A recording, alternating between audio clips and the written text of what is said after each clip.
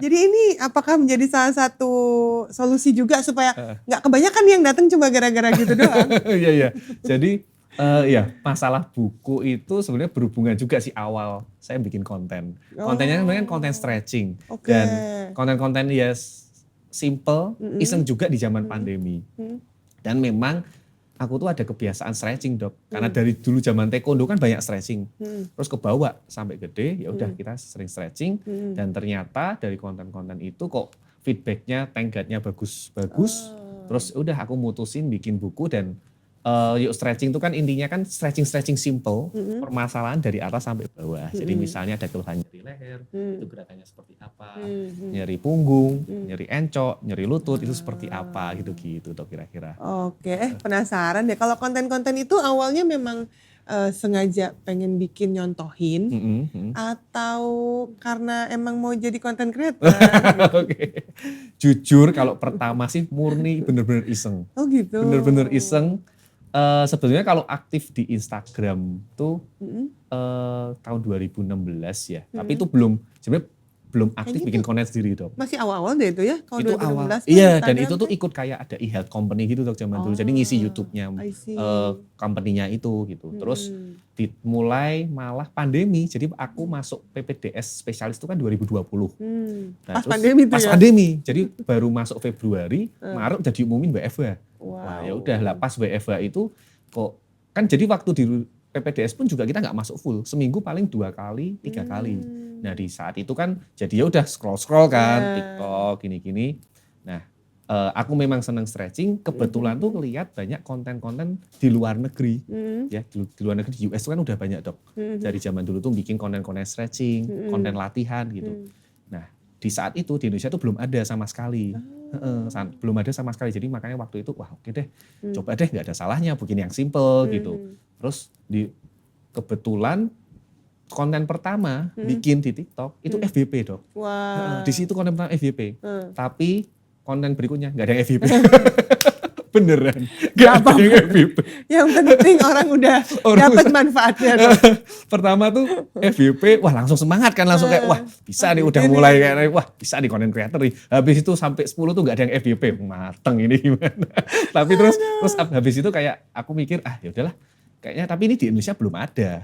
Aku mikir, aku itu udah tekatin lah ya tenggatnya. Dari situ ada yang FYP lagi, ada yang FYP terus kan ya kalau konten-konten lama gitu kan kadang suka keluar jadi lagi. ini kan keluar lagi kan Dok lah gitu sih. Jadi, Abang apa sih Dok manfaatnya yang bisa dirasakan nih dengan adanya stretching? Stretching tuh waktu kapan sih? Oke. Intinya stretching itu mungkin aku bagi dua sih. Kalau saat non olahraga dan saat olahraga. Ya. Pertama kalau saat olahraga, di mana stretching itu ya masuk komponen olahraga.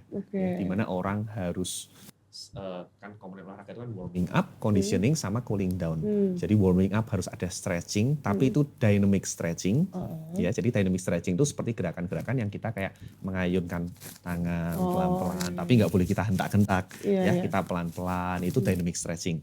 Kalau yang saat cooling down kita ngelakukan static stretching. Nah, ini yang biasanya aku sering contohin juga. Jadi misalnya untuk tangan kita tahan 10 sampai 20 hitungan. Nah, kita tahan itu baru yang namanya static stretching gitu. Ini kayak termasuk pemanasan dan pendinginan gitu-gitu kan? Betul, masuk. Nah, jadi kalau pada cooling down itu kalau untuk yang stretching non olahraga, biasanya aku anjurin tuh pagi setelah bangun tidur, malam sama malam sebelum tidur. Sebelum tidur juga sebelum ya? tidur juga. Itu padahal kan cuma mau tidur loh. Sebetulnya kayaknya simple ya mau tidur. Cuma tubuh kita kalau kita di posisi diam yang lama, otot tuh kan jadi cenderung kaku. Nah, jadi makanya sebelum dan sudahnya tuh kita wajib stretching. Itu simple banget sih, tapi nanti banyak banget teman-teman dan juga kayak follower aku yang rutin ngikutin tuh ngelakuin baru simple-simple, nggak harus yang full banget itu. Tapi manfaatnya mereka kayak badan lebih ringan. Jadi nggak kaku-kaku kalau bangun, jadi nggak sakit-sakit. Nggak gampang sakit-sakit. Nggak ini boyokku gitu boyok, ya, nggak gampang. Pegel ya gitu, enggak. Enggak ya. Kalau pengen penasaran nih, langsung aja ke mana? Instagram dan boleh, TikToknya. Instagram Dr. Medok ada, TikTok Dr. Medok juga ada. Tulisannya Dr. Medok gitu ya? Iya, Dr. Medok. Dr. Medok.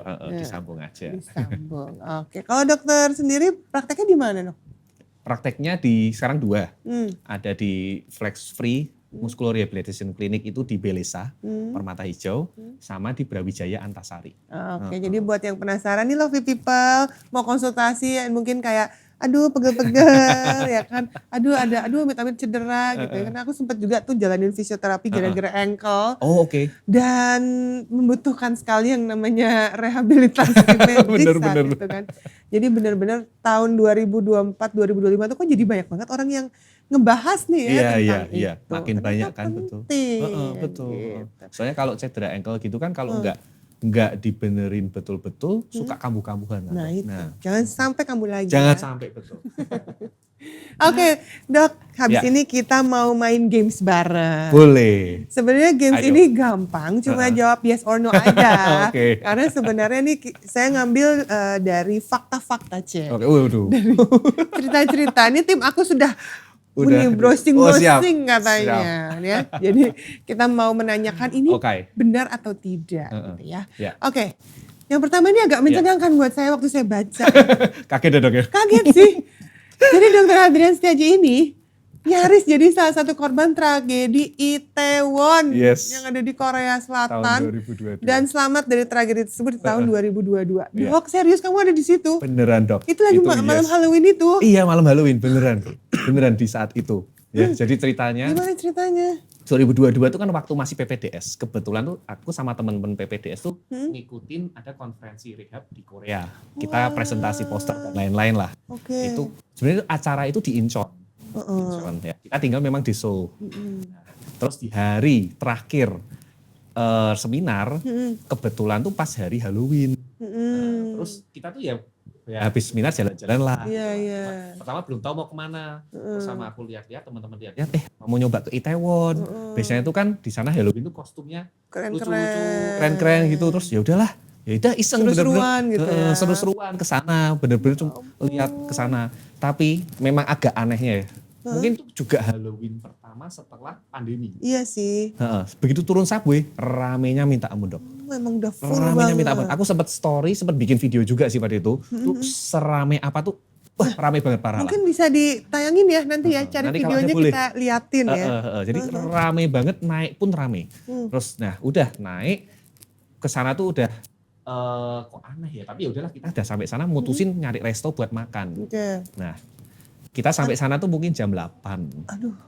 Jam 8 lagi. Terus kejadian tuh 10:30. Jam 8 terus kita tuh menuju ke resto. Ya, kebetulan tuh teman-teman aku lagi mencar, aku sama istri aku, ya, dulu masih pacar ke sana.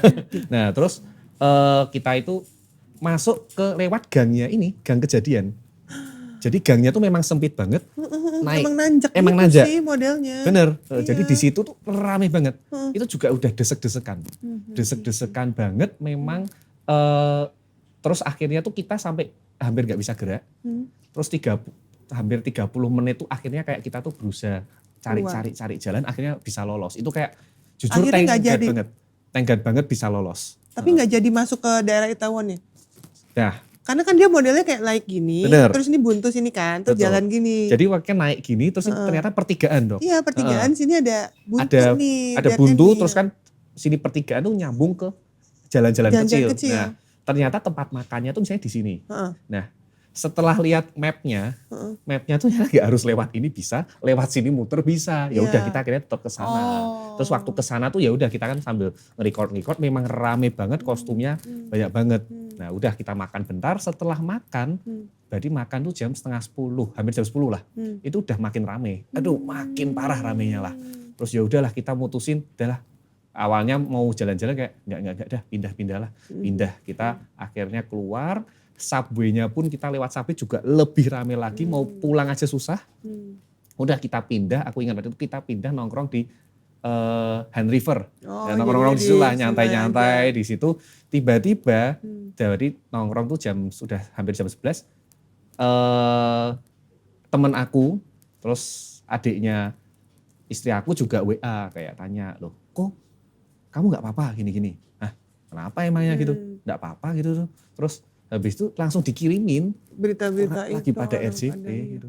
Makanya tapi nggak sempat lihat itu kejadian. Itu kita jujur nggak sempat lihat, tapi kita ngalamin waktu desek-desekannya kayak kebayang, wah gila sih waktu itu aja kayak desek-desekan aja udah agak sesek memang Dok. Itu agak sesek terus wah untung banget. Lah aku waktu story terakhir kan aku story di Itaewon sampai lama kan, sampai pagi. Jadi banyak yang panik dong.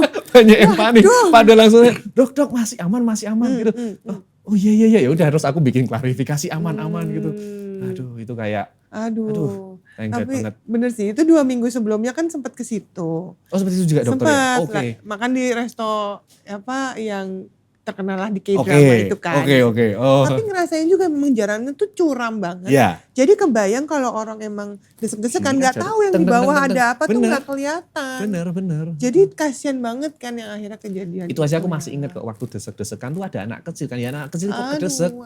Itu belum kejadian loh tapi udah kayak aduh tuh lumayan sih. Tapi thanks God ya. Thank God banget. Ya. Dan sedih banget untuk yang kehilangannya saat itu. Gitu deh. Oke, nextnya. Yes or no? Dokter Medok pernah menjadi tim medis gizi dan psikolog kontingen Jawa Tengah PON ke-20 2021. Iya, betul ini Dok. Oh iya. Jadi sebetulnya setelah aku aktif atlet, itu aku ngelatih.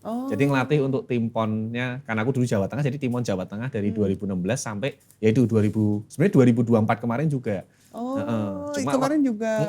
Cuma waktu 2021 kan ikut berangkat, di situ saya sekalian ngisi sebagai tim medis juga. Gitu. Keren. Oke, tadi kita udah bahas nih, selain jadi dokter, juga seorang atlet taekwondo dengan ban hitam. Dan ternyata member dari Persatuan Besar Taekwondo Indonesia. Iya, betul. Jadi sekalian, kita kalau udah ikut aktif di Taekwondo Indonesia, kebetulan juga dulu mantan atlet, jadi tergabung di PBTI itu. Oh gitu. Anak-anak aku Taekwondo loh Dok. Oh mantap. Mungkin bisa dia. Bisa nanti, kita ketemu bisa.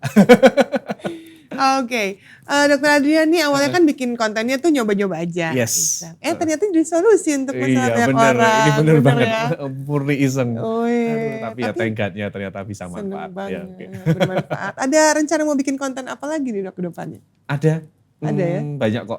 Banyak ya? Jadi ditunggu aja ya? Ngelis, nanti konten yang sesuai, kadang pertanyaan netizen, ketemu apa, kita bikin konten. Gitu. Oke, thank you banget Sama-sama Dr. Adrian udah main-main kesini. Thank you juga udah diundang. Dan semoga semuanya Lovely People terinspirasi ya. Dan stay tune di episode selanjutnya. Bye.